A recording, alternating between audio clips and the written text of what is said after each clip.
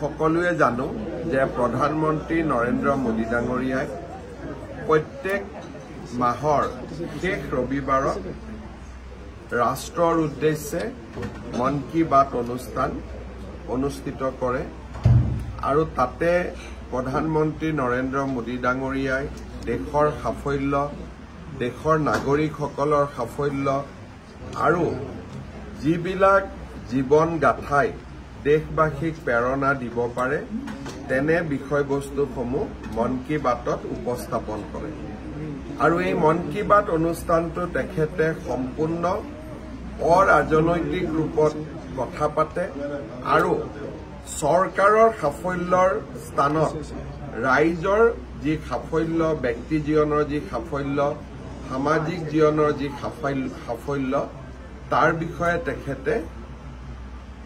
তেখেতৰ মন কী বাতত জনসাধাৰণক এই সাফল্যৰ কাহিনীবিলাক শ্বেয়াৰ কৰে যাতে ইজনে সিজনৰ সাফল্যৰ পৰা অনুপ্ৰাণিত হ'ব পাৰে অসমত আমি চেষ্টা কৰিছো যে প্ৰত্যেকখন গাঁৱত প্ৰত্যেকখন বুথত যাতে এই মন কী বাত অনুষ্ঠান অনুষ্ঠিত হ'ব পাৰে যোৱা মাহত আমি অসমৰ 21,000 গাঁৱত মন কী বাত অনুষ্ঠান আয়োজন কৰিব পাৰিছিলো এইবাৰ সংখ্যাটো আৰু অলপ বাঢ়িব এইটোৱে আমাৰ এটা প্ৰচেষ্টা আৰু এই প্ৰচেষ্টাত মন কী বাত অনুষ্ঠান শুনিবৰ বাবে আমি অকল বিজেপিৰ কাৰ্যকৰ্তাসকলকে নিমন্ত্ৰণ নকৰো ৰাজহুৱা ব্যক্তিসকলকো নিমন্ত্ৰণ কৰো অৰাজনৈতিকভাৱে ইয়াক অনুষ্ঠিত কৰো আজি আমাৰ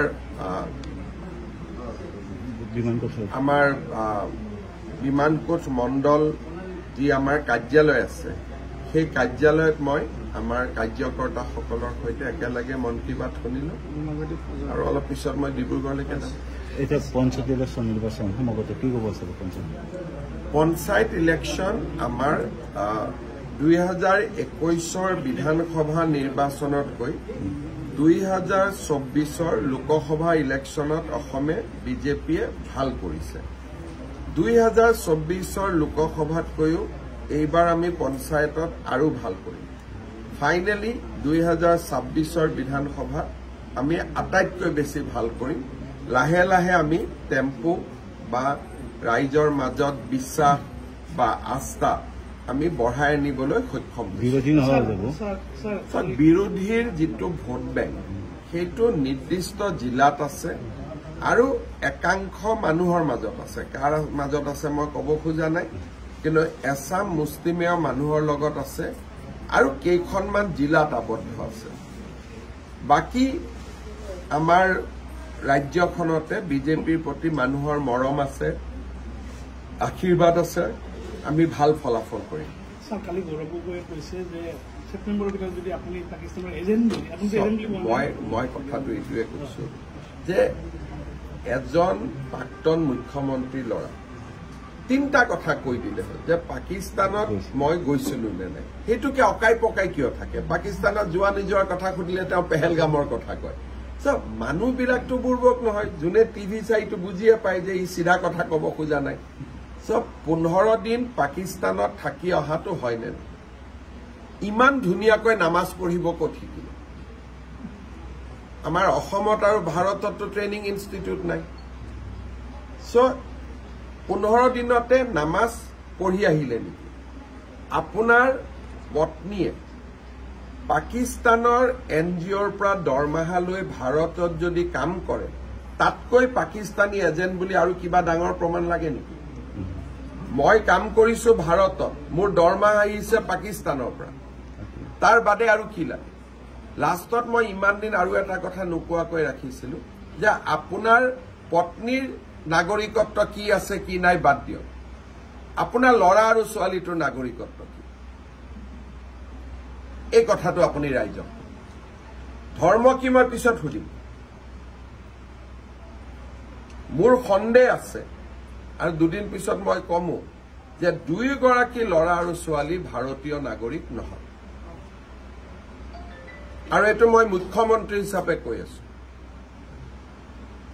প্ৰথমেতো পৰিবাৰ ভাৰতীয় নহয় বুলি ক'লো এতিয়া তেওঁৰ ল'ৰা আৰু ছোৱালীও মই ভাৰতীয় নাগৰিক নহয় বুলি কৈছো যদি তৰুণ গগৈ নাতিনীয়েক ভাৰতীয় নহয়, অসমীয়া নহয়, তাতকৈ দুখ আৰু লাজৰ কথা কি থাকিব পাৰে?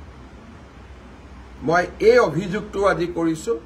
অলপমান মোকো সময় লাগিব প্ৰমাণ আনিবৰ কাৰণে, কিন্তু মই কৈছো, ৰিক্স লৈ কৈছো, কিন্তু প্ৰমাণ ছেপ্টেম্বৰৰ ভিতৰত আহিব। আৰু 10 ছেপ্টেম্বৰত মই প্ৰমাণ সহকাৰে দিম। আৰু মুখ্যমন্ত্ৰী আসনৰ পৰা মই এটাও অসত্য কথা ক'ব নোৱাৰো। মই আজি অসমৰ মুখ্যমন্ত্ৰী, যদি পাকিস্তানে মোক দৰমহা দি থাকে মই পাকিস্তানৰ এজেণ্ট হলো নে নাই? তাতকৈ আৰু কিবা প্ৰমাণ লাগে নেকি? নিৰ্লজ্জ মানুহেহে ইয়াতকৈ বেছি প্ৰমাণ খুজিব। না, মই পদত্যাগ কৰিম নকৰিম পিছত হ'ব, কিন্তু অসমৰ মানুহেতো মোক পদত্যাগ কৰিব দিবও লাগিব। অসমৰ মানুহৰ এইটো মুড নাই বৰ্তমান, গতিকে সেইটো কথা বাদ দিয়ক। কিন্তু 3টা মই প্ৰশ্ন সুধিছো। 15 দিন পাকিস্তানত থাকি আহিছে নে? নামাজ পঢ়িব ক'ত শিকিলে? আপোনাৰ ল'ৰা ছোৱালী পত্নী ধৰ্ম কি? ল'ৰা ছোৱালীৰ নাগৰিকত্ব কি? আৰু আপোনাৰ পত্নীয়ে ভাৰতত কাম কৰি পাকিস্তানৰ পৰা দৰমহা লৈ আছিল নে? ইয়াতকৈ আৰু কি লাগে? ইয়াতকৈতো ডাঙৰ প্ৰমাণ বিন লাডেনকো দিব নোৱাৰে আপুনি। ইয়াতকৈতো আৰু প্ৰমাণ কাকো একো নালাগে।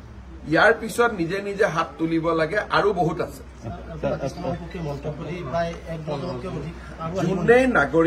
যোনেই পাকিস্তানৰ সমৰ্থনত মন্তব্য দিয়ে, সি লাগিলে হিন্দুৱে হওক, লাগিলে মুছলমানে হওক, মই কাকো এৰাত নাই।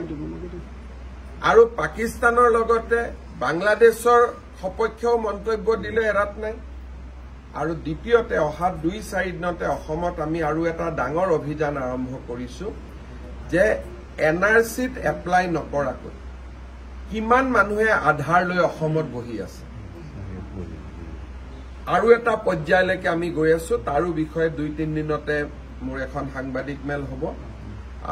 আৰু আমি অসমত যোৱা কিছু বছৰত যিমান অবৈধ মানুহ সোমাইছে তাকো আমি উলিয়াই পঠিওৱাৰ কাৰণে আমি নেক্সট প্লেন অফ একশ্যন এটাও ৰেডি কৰিছো। আপোনালোকক মই জনাম, বহুত মানুহে NRCত আবেদন কৰা নাছিলে, কিন্তু অসমত আধাৰ লৈছে। এতিয়াতো আমি বন্ধ কৰি দিলো, কিন্তু ইয়াৰ আগতে যিসকলে ললে তেওঁলোকৰ ওপৰতো এতিয়া আমি ব্যৱস্থা ল'ব গৈ আছো।